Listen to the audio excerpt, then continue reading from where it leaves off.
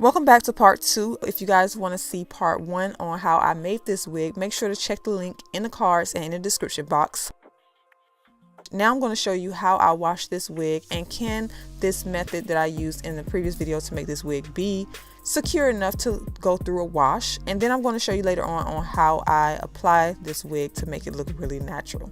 So I like to run some water in a sink to wash my curly hair wigs, or any wig for that matter. So what I'm doing here is just making sure the hair is nice and wet before I use conditioner. And with my curly hair wigs, I rarely use shampoo. So what you're going to find me do here is use the conditioner to wash this wig instead of using shampoo.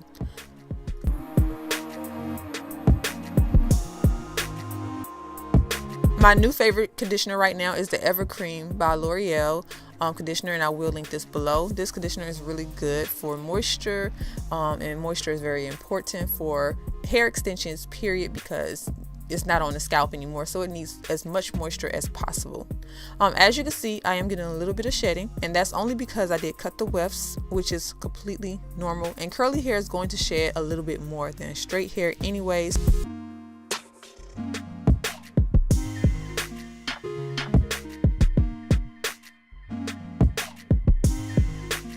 So now I'm going to test out for you guys if the wefts are still secure from the hot glue gun method that I used in my previous video. So as you can see, the hair is completely wet. I'm going to pull on the wefts to show you that it is very secure after being washed, but you will get a little bit of lifting over time. So as you can see, like the corner here just needs to be touched up, but overall the wefts are still good on the cap. The last thing I'm going to do before I apply this wig is get rid of the extra lace around the cap, of course. But this is the hairline of that frontal. It looks really nice. It's not too thin and it's not too thick. It's just right. So this is how the inside of the cap look after I remove the extra cap. As you can see, it's a very decent method. You have your frontal in the front and then your wefting in the back. Now, in order to secure this, you can use glue, but today I'm not going to use glue at all. I'm going to actually use another method you will see coming up. So I'm going to remove all the extra lace from around the front of this frontal, and then I'm going to move into the application.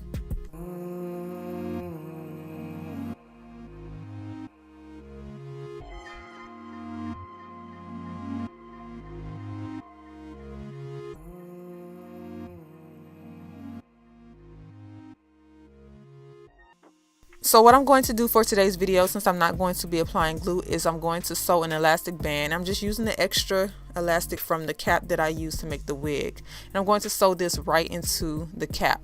So I usually just remove the extra cap from the elastic band before I apply this to the inside of the cap. So I'm just going to do that.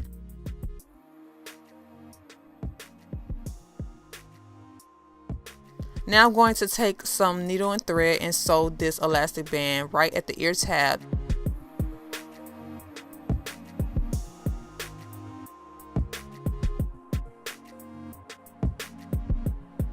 This is just going to make sure that the wig stays nice and secure when I apply it with no glue. If you plan to glue this down, you don't have to do this step, but I don't plan to glue mine down, so I'm just going to use the elastic band to give a more secure hold when I do apply my wig.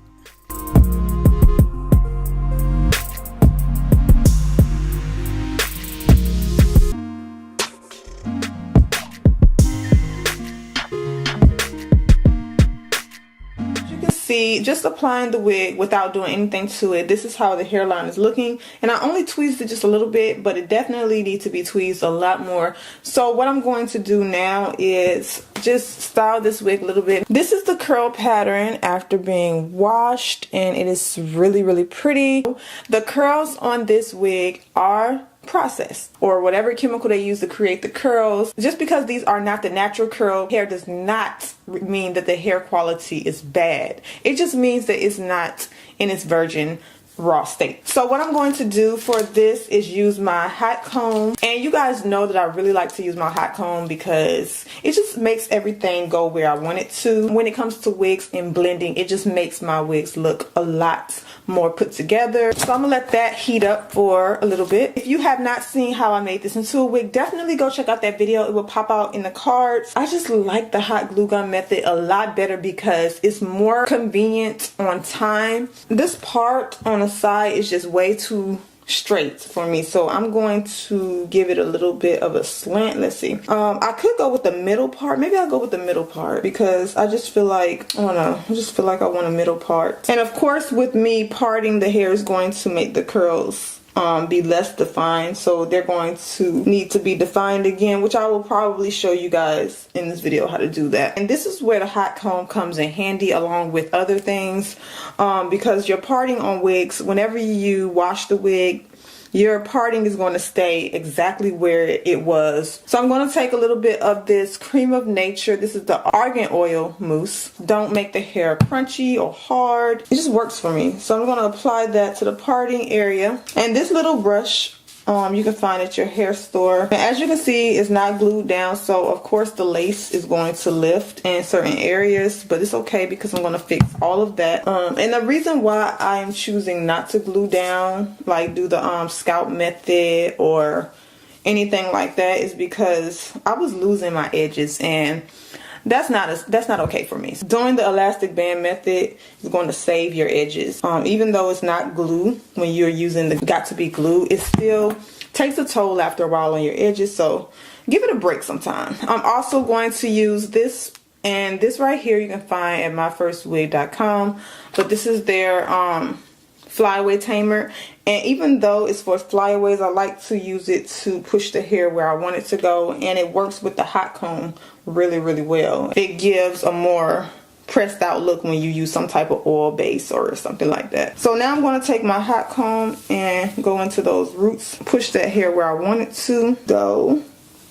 And when you do this, when your lace is not glued down, you want to hold the lace so it don't lift so much. And I also used the Sally Hansen for the knots that I showed you guys in my previous video. I really did not want any baby hairs, but I'm going to have to create just a little bit. And then I'm going to use my razor comb to trim them down. Because I know the hair mousse is not going to lay those edges, I'm going to go in with a little bit of the Got To Be gel.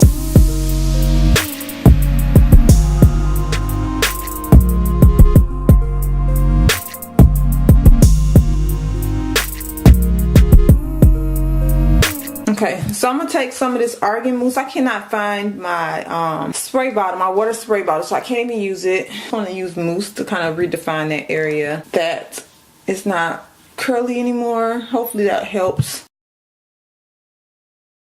And this hair is really pretty. Like, I don't do curly hair a lot, but when I do, I look for a curl like this because it's loose, it's not too tight, and it's really pretty. It's perfect for the beach. And you can easily take this hair from curly to straight. I don't personally like applying any type of heat on my curly units, but if you do, then this would be a perfect style for that. I just feel like it's crooked. Hold on.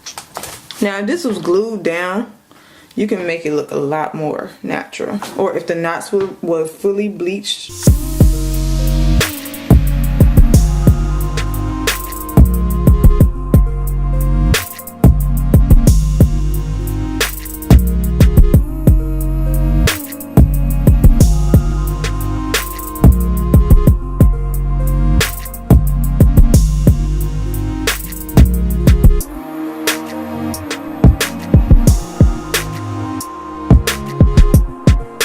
So this is the finished results. Let me stand up so that you guys can see the length.